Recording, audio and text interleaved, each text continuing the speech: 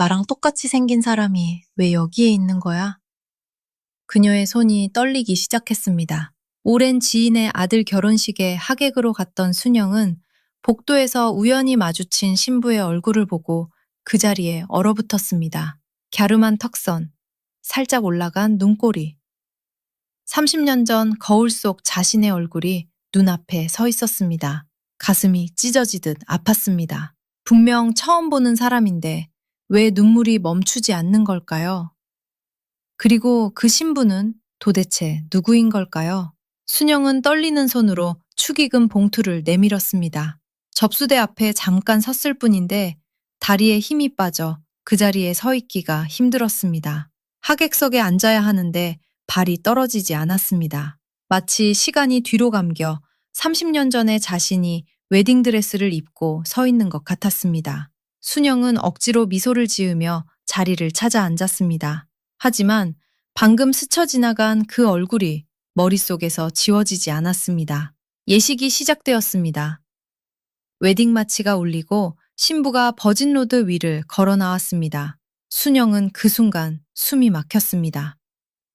뛰쳐나가고 싶었지만 억지로 자리를 지켰습니다. 눈은 자꾸만 신부에게로 향했습니다. 주변 하객들은 박수를 치고 환하게 웃고 있었지만 순영의 귀에는 아무 소리도 들리지 않았습니다. 먼저 눈에 들어온 건 갸름한 턱선과 살짝 올라간 눈꼬리였습니다. 23시절 거울 속에서 매일 보던 바로 그 얼굴이었습니다. 순영은 숨을 삼켰습니다. 그런데 신부가 고개를 살짝 돌리는 순간 왼쪽 턱 아래 작은 점이 보였습니다. 콩알만한 점. 순영의 심장이 쿵 하고 내려앉았습니다. 그 점은 아주 오래전 순영이 마지막으로 안아주었던 아기에게도 있었습니다.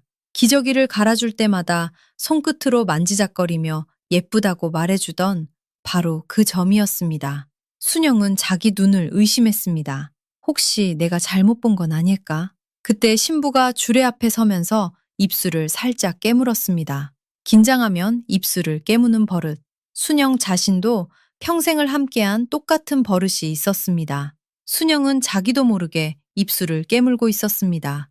세상에 이런 우연이 있을 수 있을까요? 입양된 아이가 친부모를 찾을 확률은 1%도 안 됩니다.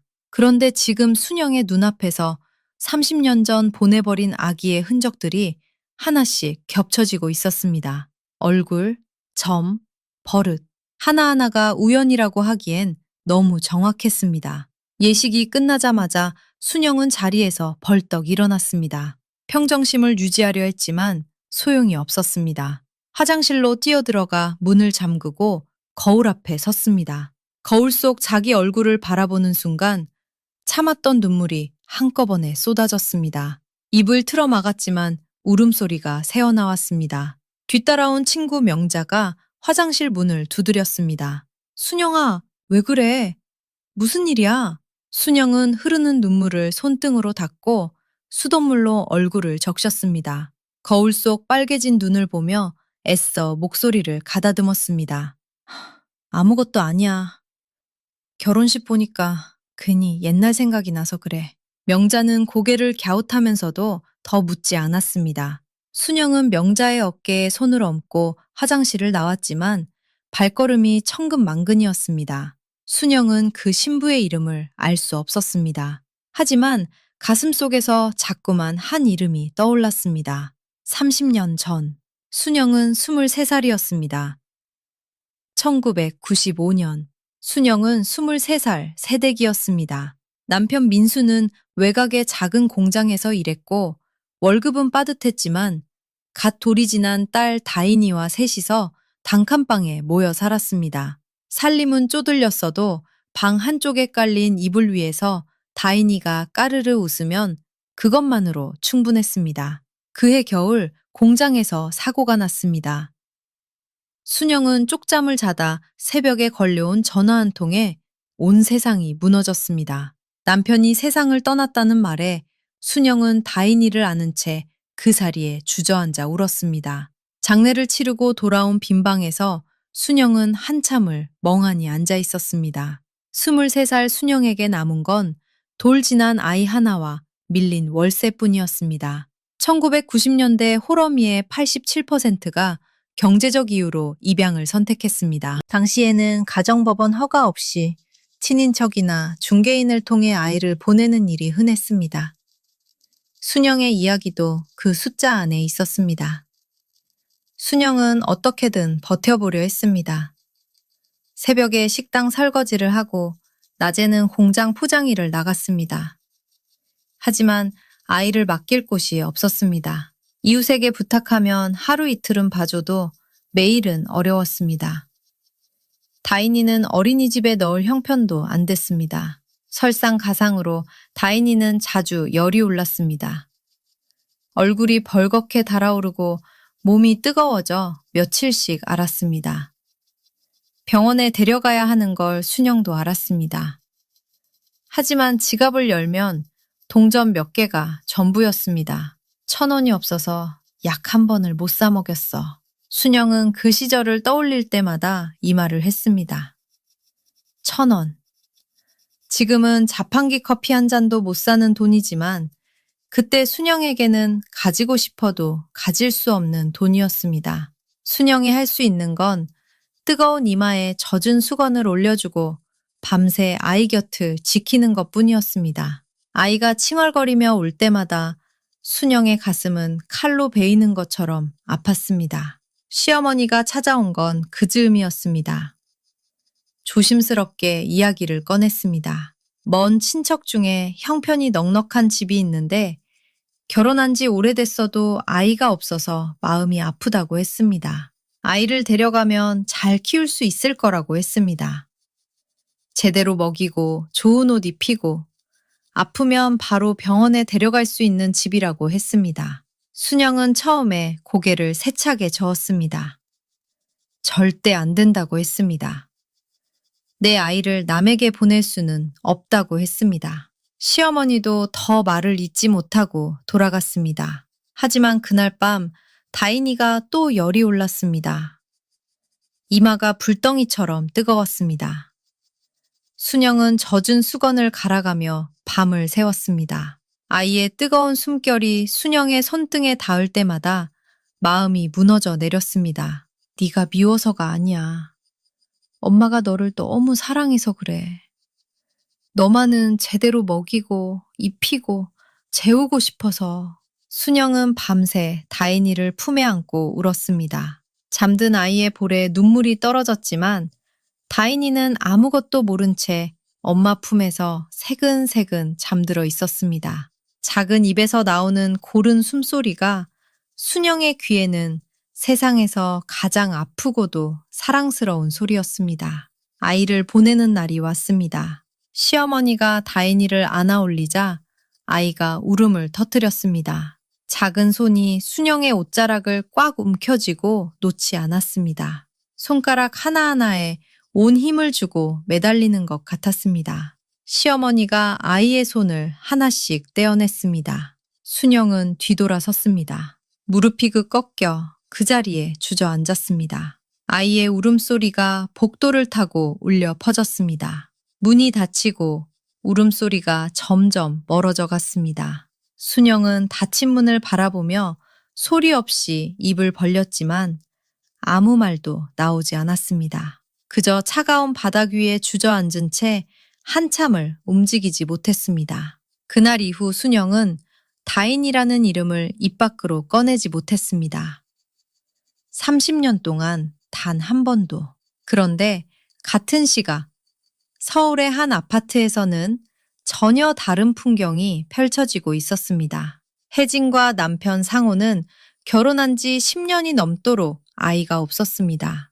병원을 돌아다니며 할 수 있는 건 다 해봤지만 소용이 없었습니다. 친척들 모임에 가면 아이 이야기가 나올 때마다 혜진은 고개를 숙이고 물잠만 만지작거렸습니다. 텅 빈 아이방을 지날 때면 몰래 문틈 사이로 들여다보다가 눈물을 훔치기도 했습니다. 먼 친척을 통해 돌이 갓 지난 여자아이를 데려오게 되었습니다. 아이를 안겨주는 순간 혜진은 온몸이 굳었습니다. 이렇게 작고 따뜻한 생명이 자기 품에 안겨 있다는 게 꿈만 같았습니다. 혜진은 아이의 이름을 수진이라고 지었습니다. 수진, 맑고 깨끗한 아이가 되라는 뜻을 담았습니다. 너를 처음 안았을 때 엄마 심장이 멈추는 줄 알았어. 혜진은 나중에 수진이에게 그날 이야기를 할 때마다 이렇게 말했습니다. 그날부터 혜진의 하루는 온통 수진이 중심으로 돌아갔습니다. 혜진은 매일 밤 수진이가 잠들 때까지 작은 등을 토닥여 주었습니다. 수진이가 유치원에 갈 나이가 되자 매일 아침 머리를 묶어주고 옷매무새를 다듬어 주었습니다. 학교에 들어가서도 준비물을 빠뜨린 적이 한 번도 없었습니다. 운동의 날이면 누구보다 큰 목소리로 응원했고, 수진이가 아프면 밤새 이마에 손을 대보며 잠을 이루지 못했습니다. 수진이가 초등학교에 들어갈 무렵, 혜진은 아이에게 입양 사실을 알려주었습니다. 많이 고민한 끝에 내린 결정이었습니다. 수진아, 엄마가 너를 배 아파 낳지는 못했어. 하지만 너를 처음 안았을 때 엄마 심장이 멈추는 줄 알았어. 그때부터 너는 엄마 딸이야. 수진이는 한참 동안 혜진의 얼굴을 바라보더니 작은 고개를 끄덕였습니다. 어린 수진이가 그 말을 다 이해했는지는 알 수 없습니다.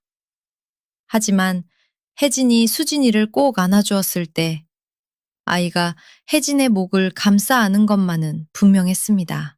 혜진의 마음은 오롯이 전해졌을 겁니다. 수진이는 밝고 따뜻한 아이로 자랐습니다. 주변 사람들에게 다정했고 웃는 일이 많았습니다. 대학에서 사회복지를 전공했고 졸업 후 좋은 남자를 만났습니다. 두 사람은 서로를 아끼며 결혼을 약속했습니다. 그런데 혜진에게는 오랫동안 입 밖으로 꺼내지 못한 두려움이 하나 있었습니다. 언젠가 수진이가 진짜 엄마를 찾으면 자기를 떠나지 않을까? 수진이가 친엄마 곁으로 가버리면 자기는 어떻게 되는 걸까? 혜진은 그 생각이 떠오를 때마다 애써 고개를 젓고 모른 척했지만 가슴 한쪽이 시리고 또 시렸습니다. 결혼 준비가 한창이던 어느 날이었습니다. 혜진은 혼주 한복을 맞추러 가는 길에 갑자기 발걸음을 멈추었습니다. 한복집 앞 유리에 비친 자기 얼굴을 바라보며 생각했습니다. 내가 진짜 엄마가 아닌데 혼주석에 앉을 자격이 있을까? 수진이를 시집 보내는 어머니 자리에 내가 앉아도 되는 걸까? 눈시울이 붉어졌습니다. 한참을 서서 유리 너머 자기 얼굴을 바라보았습니다. 하지만 곧 고개를 들었습니다. 이를 꽉 물고 한목집 문을 열었습니다. 수진이의 엄마는 나니까. 30년을 함께한 엄마니까. 결혼식 날 혜진은 아직 모르고 있었습니다. 하객들 사이에 수진이의 친엄마가 앉아 있다는 사실을. 식이 끝나고 하객들이 웅성거리는 피로 연장. 순영은 잔치 음식이 가득한 접시 앞에 앉아 있었지만 젓가락을 들 수가 없었습니다. 입안이 바짝 말라붙어 물만 연거푸 마셨습니다. 옆에 앉은 친구 명자가 잡채를 집어주며 이것저것 말을 걸었지만 하나도 귀에 들어오지 않았습니다. 순영은 아무렇지 않은 척 물었습니다. 명자야, 신부가 어디 사람이야? 우리 아들 대학 동기인데 부모님이 참 좋은 분들이더라. 근데 왜? 아, 그냥 순영의 손이 떨리고 있었습니다. 물컵을 잡으니 수면이 찰랑거렸습니다. 순영은 슬쩍 테이블 위에 놓인 결혼식 팸플릿을 펼쳤습니다. 하객 인사말 옆에 적힌 신부 이름, 이수진. 다인이 아니었습니다. 순영은 그 세 글자를 멍하니 바라봤습니다. 이수진. 다인이 아니라 이수진. 순영은 팸플릿을 덮었습니다. 내가 착각한 건가? 30년이라는 시간이 만들어낸 환상이었던 건가?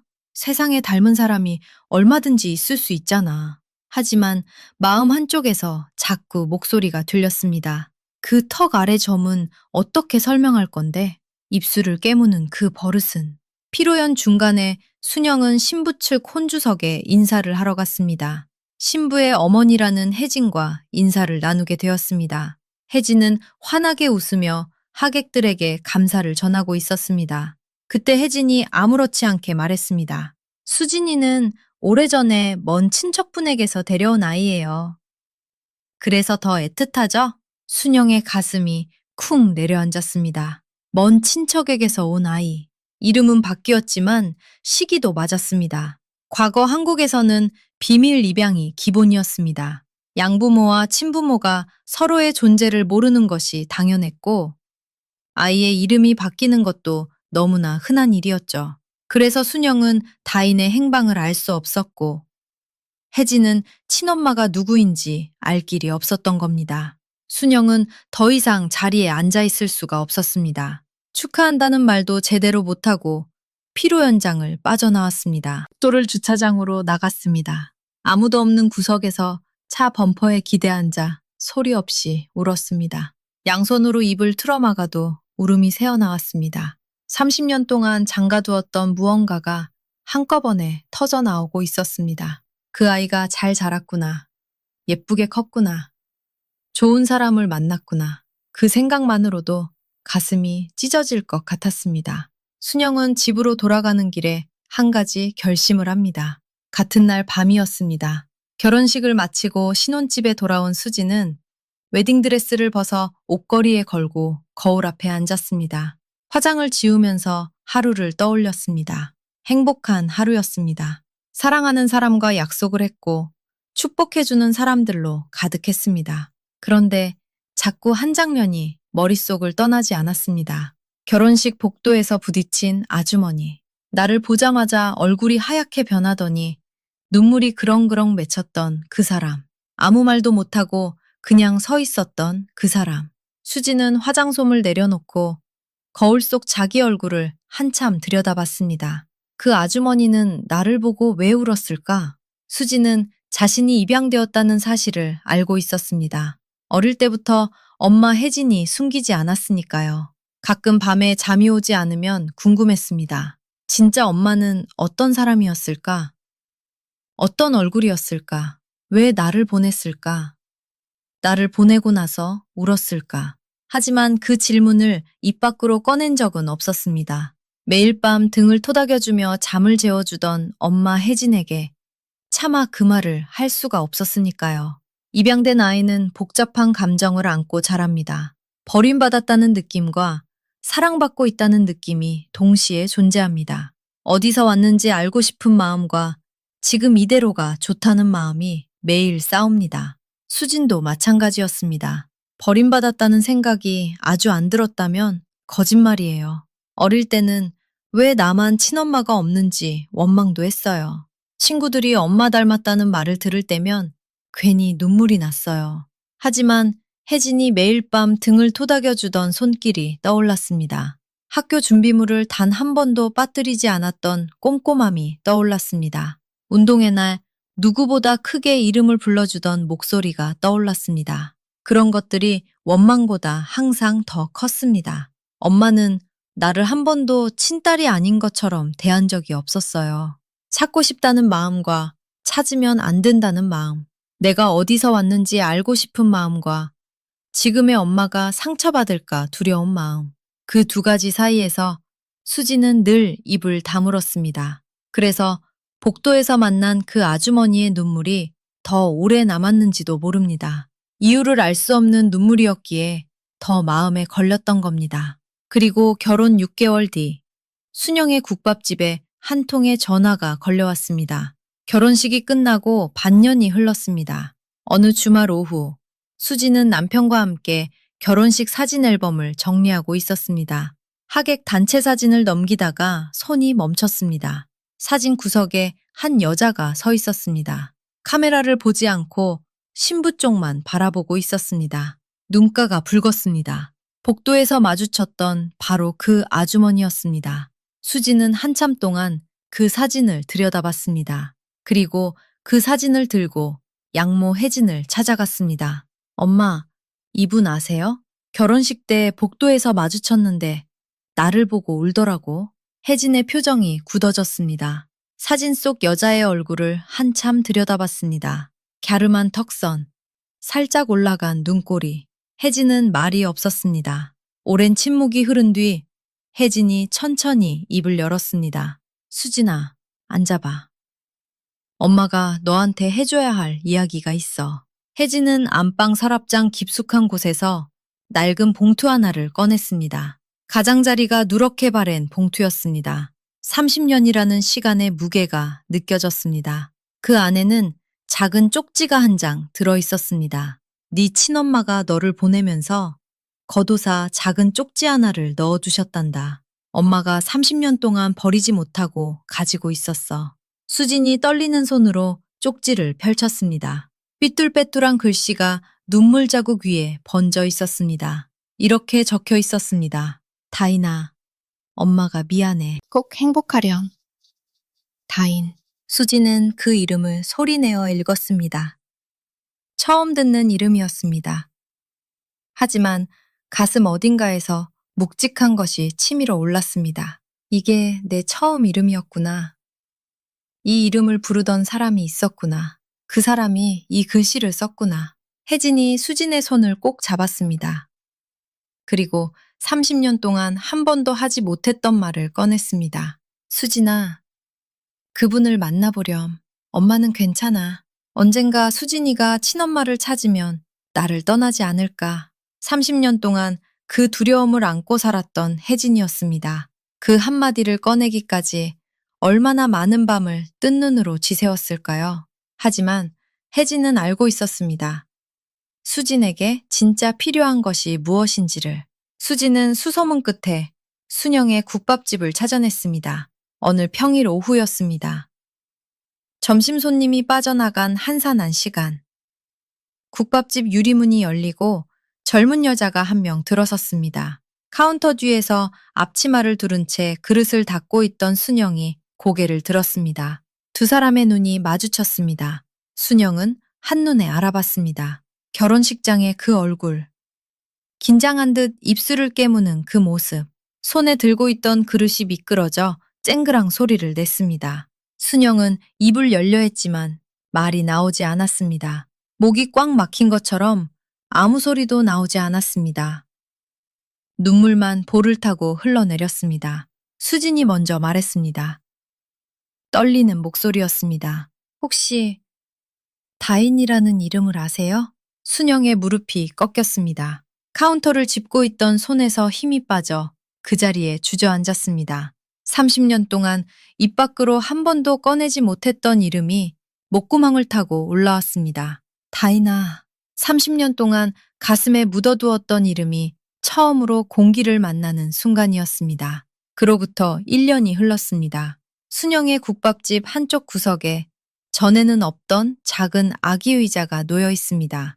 수진이 아이를 낳은 겁니다. 가게 벽에는 세 여자가 함께 찍은 사진이 걸려 있고 카운터 옆에는 아기 턱받이가 걸려 있습니다. 국밥집 단골 손님들은 이미 다 압니다. 이 가게에 할머니가 2명이라는 것을. 오늘도 점심 장사가 끝난 국밥집에 혜진이 아기를 안고 들어왔습니다. 혜진이 능숙한 손놀림으로 아기에게 우유를 먹이고 순영이 부엌에서 미역국을 끓이고 있습니다. 순영이 미역을 한 움큼 더 넣으며 중얼거렸습니다. 우리 손주는 미역국을 진하게 끓여줘야 해. 진한 미역국 냄새가 가게 안 가득 퍼졌습니다. 수진이 김이 모락모락 나는 미역국 한 그릇을 받아들며 말했습니다. 엄마, 미역국 진짜 맛있어. 혜진과 순영이 동시에 대답했습니다. 더 먹어. 세 여자가 동시에 웃음을 터뜨렸습니다. 아기도 따라서 깔깔거렸습니다. 시장 사람들이 국밥집 앞을 지나가며 한마디씩 합니다. 어머, 저 집은 할머니가 둘이네. 아이고, 아이가 복 터졌다. 혜진이 순영에게 아기를 건넸습니다. 순영이 조심스럽게 아기를 안았습니다. 30년 전 다인을 마지막으로 안았던 그 팔로 이제 다인의 아이를 안고 있었습니다. 순영의 눈가가 젖었지만 이번에는 슬픈 눈물이 아니었습니다. 식사를 마치고 세 여자가 나란히 시장 골목을 걸었습니다. 수진이 두 엄마 사이에서 팔짱을 끼고 천천히 걸으며 말했습니다. 버림받은 게 아니었어요. 사랑받았기 때문에 보내진 거였어요. 나의 엄마, 기른 엄마, 그리고 이제 막 엄마가 된 수진. 세 여자가 나란히 걸어가는 뒷모습 위로 눈부신 햇살이 내리쬐었습니다. 순영은 30년 전 사랑에서 손을 놓았습니다. 혜진은 30년 동안 사랑에서 손을 놓지 않았습니다. 방법은 달랐자지만 그 마음의 이름은 같았습니다. 둘 다 엄마였으니까요. 보내는 것도 지독하게 아픈 사랑의 한 방법이라는 것을 오늘 이 이야기가 알려줍니다. 그리고 받아들이는 것도 용기가 필요한 사랑이라는 것을요. 어쩌면 지금 이 영상을 보고 계신 분들 중에도 비슷한 아픔을 품고 살아가시는 분이 계실지 몰라요. 누군가를 보내야만 했던 기억, 혹은 누군가에게 보내진 기억, 차마 하지 못한 말이 가슴에 남아있는 분도 계실 겁니다. 오늘 이 이야기가 그 마음의 작은 위로가 되었으면 좋겠습니다. 구독과 좋아요를 눌러주시고 순영과 혜진, 그리고 수진에게 응원의 댓글도 남겨주세요. 여러분의 이야기도 들려주세요. 오늘도 끝까지 함께 해주셔서 감사합니다.